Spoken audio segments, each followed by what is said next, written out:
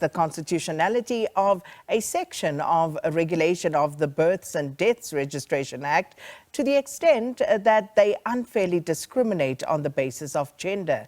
SABC News reporter Canny Maphanga has these details. Let's cross to her now. Very interesting one for us this morning, Canny. And I'm actually happy that this has come to the fore, because I would imagine there would be more such challenges, especially when it comes to things like being able to take to choose a name for yourself. So this is an interesting one.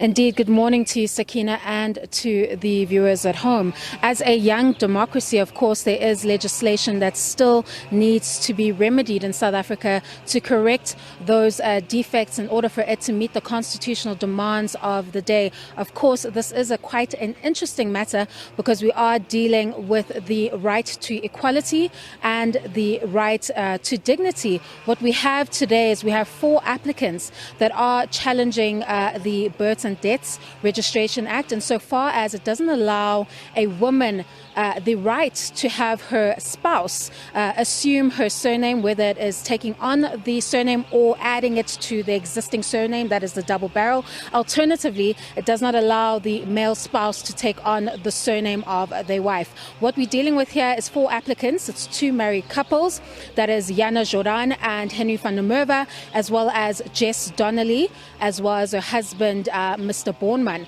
Essentially, what took place to trigger such an application that we're seeing in the Constitutional Court today is that Yana Jordan is a woman who lost her biological parents at the tender age of 4.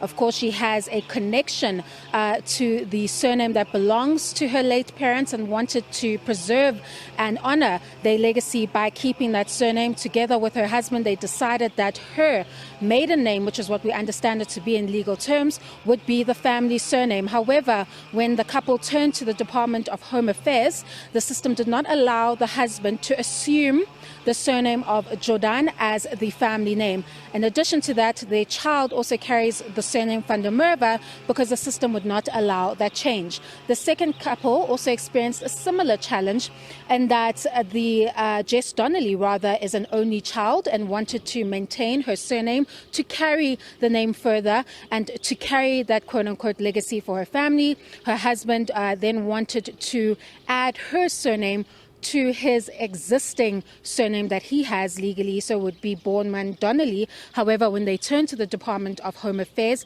of course, the system did not allow that, because the provision does not allow for the spouse to take on the surname of their wives. They challenged that in the Free State Division of the High Court successfully, arguing that this unfairly discriminates on persons on the basis of gender. And of course, they argued that there's no rationale or government purpose or justifiable reason as to why this limitation must exist. Of course, they successfully challenged it in the Free State Division of the High Court in an unopposed application. And what brings us here to the Constitutional Court today is that when you invalidate a piece of legislation on constitutional invalidity, you need the Apex Court to confirm it in order for it to take effect. So the applicants will be in the Constitutional Court from 10 a.m. this morning to confirm this constitutional invalidity so that it can take effect if they are successful in the Apex Court. Those proceedings will begin at 10 a.m. today. And of course, SABC News will be giving you that rolling coverage of a very important public interest matter that speaks to gender equality in South Africa. Over to you in studio. Thanks so much, Canny. Very, very important. And of course, there's lots to talk around that particular matter. Let us know your thoughts at Morning Live SABC.